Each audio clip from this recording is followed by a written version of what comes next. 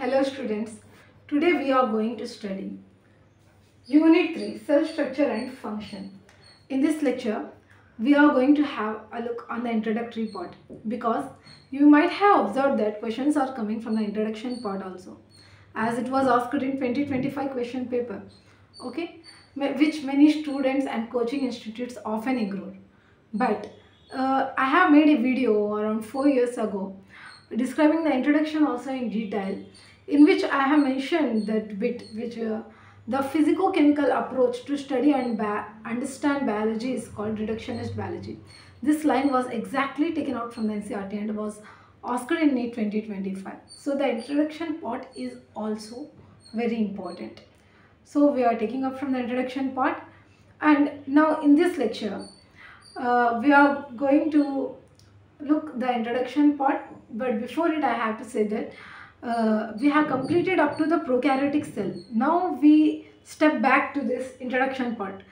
I have taken this approach because if you have a basic understanding of the cell and up to the prokaryotic cell, you will be able to understand this introduction part very easily. Okay, so let's begin the chapter.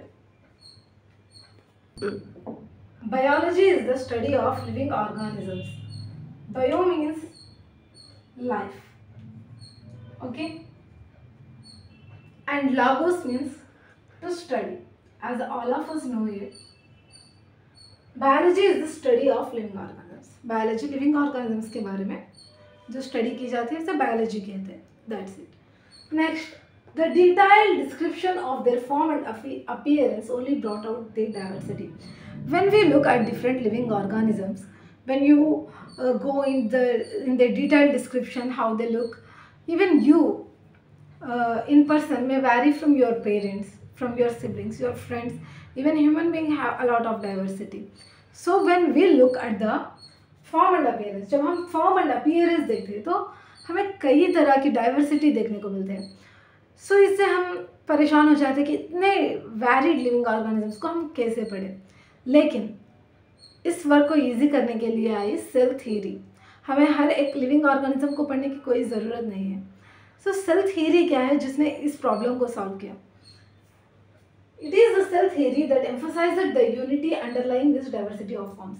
तो living organisms are very diverse. Living organisms different types के हैं, diverse variety के हैं, लेकिन उसमें कुछ common भी है. वो क्या है वो बताया सेल थ्योरी ने. व्हाट इज सेल थ्योरी, ये सब हम पढ़कर आए हैं. Cell theory says that all living organisms are composed of cells and products of cells, right? So सारे जो living organisms होते हैं वो cells से बने होते हैं.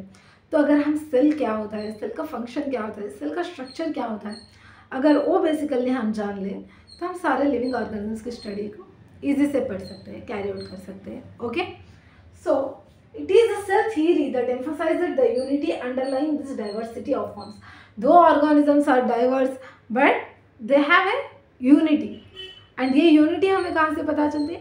Cell theory से. Next, cell theory also created a sense of mystery around living phenomena, that is physiological and behavioral processes.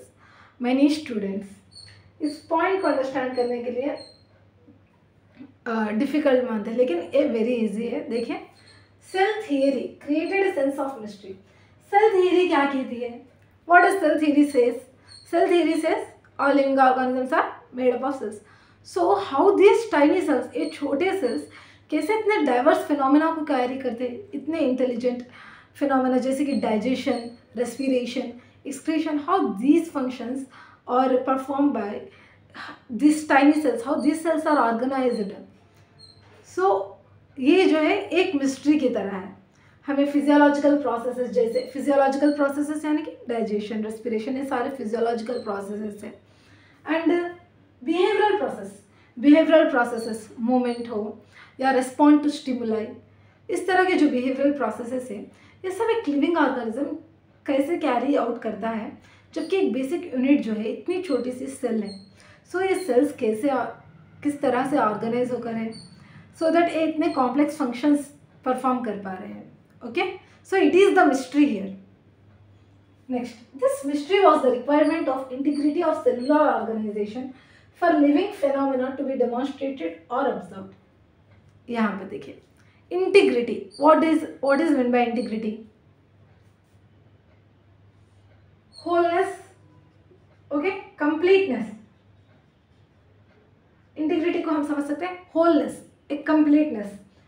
सो जो ये मिस्ट्री है कि how a tiny cell carry out such physiological and behavioural processes, इस mystery को समझने के लिए हमें होलनेस, सेलुलर ऑर्गेनाइजेशन, सेल का जो ऑर्गेनाइजेशन है वो समझना ज़रूरी है, ताकि हम लिविंग फिनोमेना जो है उसे डेमोन्स्ट्रेट कर सके, ऑब्जर्व कर सके. कई लोगों को ये पॉइंट समझ में नहीं आए होंगे.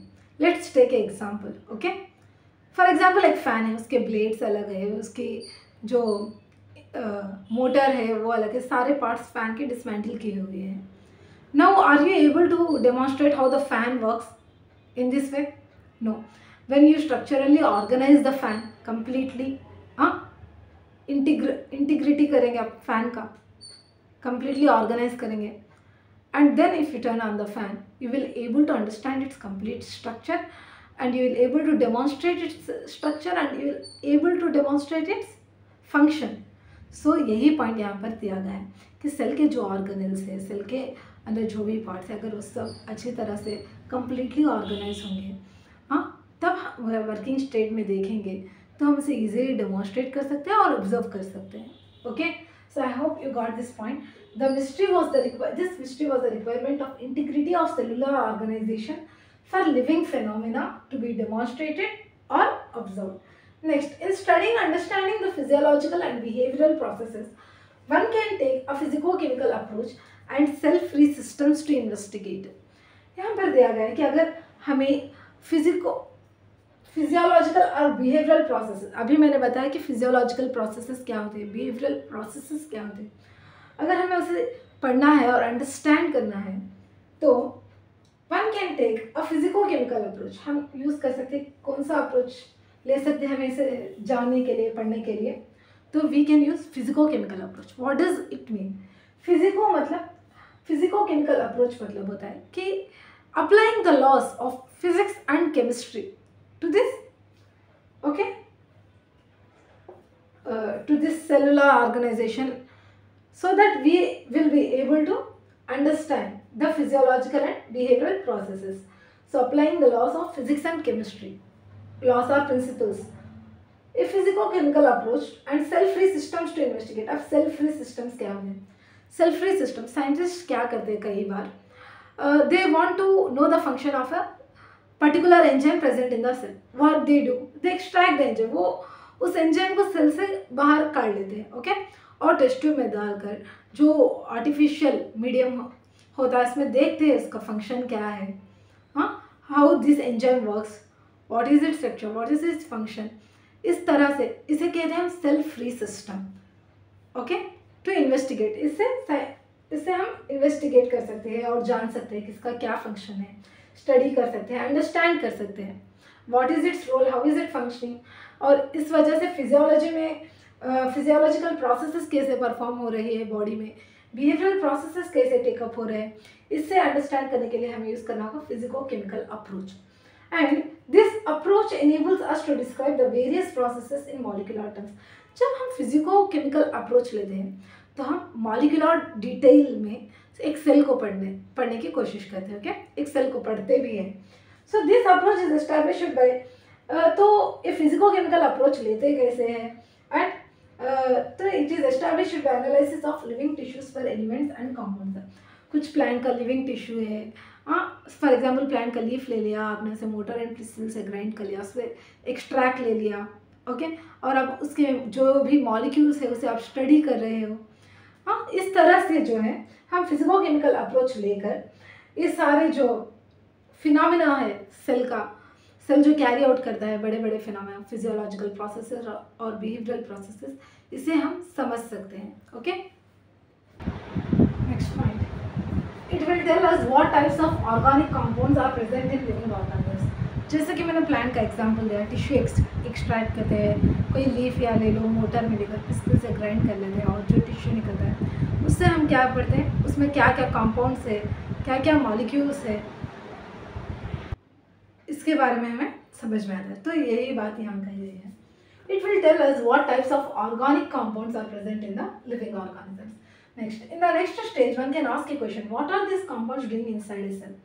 तो कोई पूछ सकता है कि ये सारे compounds जो है सेल में ये क्या functions कर रहे हैं, क्या कर रहे हैं? So, and in what way they carry out gross, how these compounds, ये जो compounds है organic compounds, how they are carrying out these physiological processes like digestion, excretion, respiration, etc., etc., memory, defense, recognition, etc. In other words, we answer the question, what is the molecular basis of all physiological processes? So इसी question को हम इस तरह answer कर सकते हैं कि ये मॉलिक्यूलर बेसिस क्या है सारे फिजियोलॉजिकल प्रोसेसेस जो कैरी आउट हो रहे हैं एक लिविंग ऑर्गेनिज्म में, तो इसका मॉलिक्यूलर बेसिस क्या है? Okay, next, it can also explain the abnormal processes that occur during any deceased condition. अगर हम फिजिको केमिकल अप्रोच लेकर मॉलिक्यूलर लेवल पर अगर हम बायोलॉजी को पढ़ेंगे तो हमें डिजीज कंडीशन में, अबनॉर्मल कंडीशन में जो भी लिविंग फिनोमेना हमें देखने को मिलता है वो भी इस कॉन्सेप्ट से, इस अप्रोच से हमें एक्सप्लेन हो सकता है. It can this physico chemical approach. So ये जो हम फिजिको केमिकल अप्रोच की इतनी देर से बात कर रहे हैं, तो जब हम फिजिको केमिकल अप्रोच यूज़ करते हैं लिविंग ऑर्गेनिजम्स को पढ़ने के लिए, उन्हें अंडरस्टैंड करने के लिए, तो इस तरह की बायोलॉजी को हम कहते हैं रिडक्शनिस्ट बायोलॉजी. ओके, सो ये MCQ ही था जो 2025 के क्वेश्चन पेपर में आया था. The physico chemical approach to study and understand living organisms is called reductionist biology. The concepts and techniques of physics and chemistry are applied to understand biology.